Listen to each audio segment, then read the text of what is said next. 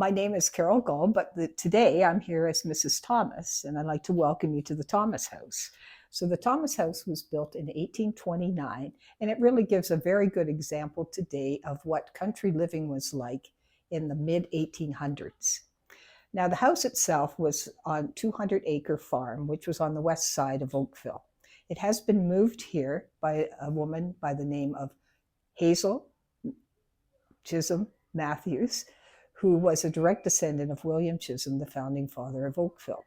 And she moved it here to this space in 1953-54 and donated it to, or gifted it to, the Oakville Historic Society. And we as volunteers operate it for visitors through the summer months and weekends.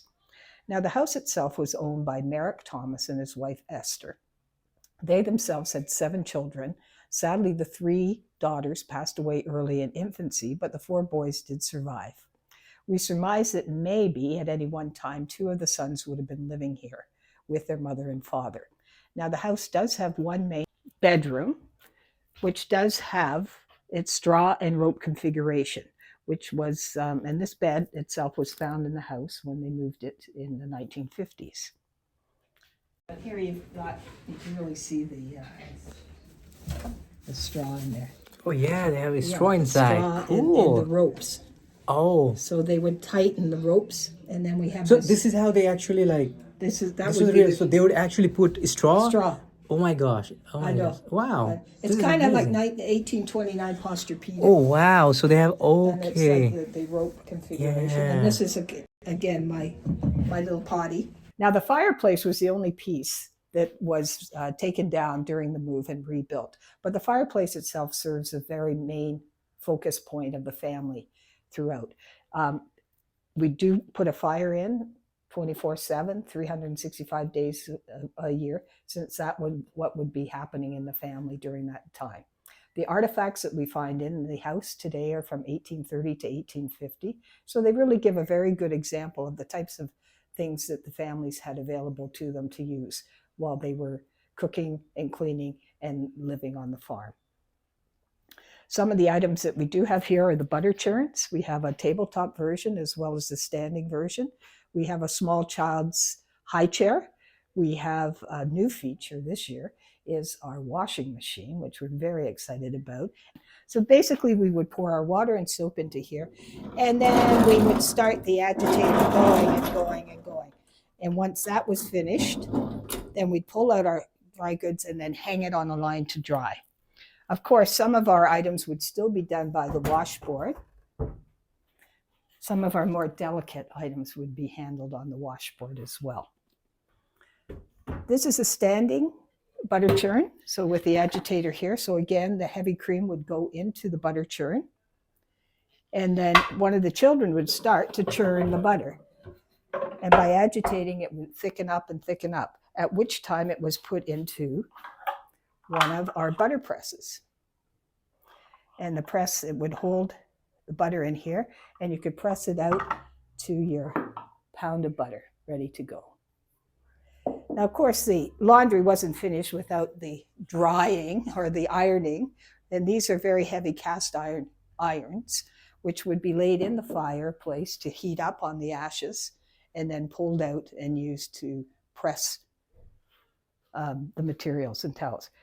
Today I've got Welsh cakes or griddle cakes on the fire, and this would have served as a treat for the children. It's an easy, simple recipe of white flour, white sugar, an egg, and lots of butter. It tastes very similar to a bit of a shortbread cookie, but again, it would be a very nice treat for the family. This is a reflector oven, which almost acts as a bit of a rotisserie. The meat would be put on this skewer, and then they would manually turn it as the meat began to cook. It would be the heat and the flame from the fire that would cook the meat. So it's kind of like Yeah, we call it gurra or gurra in Nepal. They even used to have a chocolate like this, and they will come with a string, yeah, and then they can eat it later on and then play it till the time they want. Yeah, it's called gurra gurra. Yeah, this is so amazing.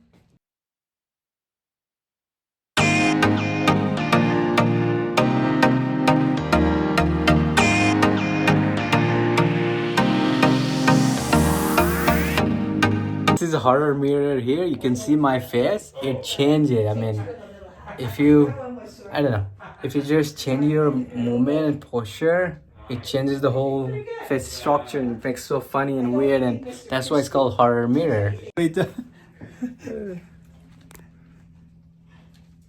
So this was in 1955 when they moved it to here and re-established it. So it's somebody called Thomas was there in 19 and something, and then he donated this house to the town. Actually, it was the house was left and the property was taken over by, was purchased by the Ministry of Defense of all things. Okay. And then they decided they were going to build a school. So the Ministry of Defense sold it to a woman by the name of Hazel Chisholm Matthews, who was a direct descendant of William Chisholm, the founding father of Oakville. She bought it for $1. And these are her friends moving it across. Bought it for $1? Yeah, for $1. This house? This house for $1. Oh my And gosh, they- when was it? No, that would have been 1953, 54. Ah, so about okay, 70 years yeah, ago. yeah. So, but it's still, Those time I think it $1 was just still, to make yeah. it legit. Yeah, just like, yeah, some here's a bill of transaction was there sale. just to make it like formality and nothing else. Absolutely, Yeah. There was a transaction, then money changed hands. You know?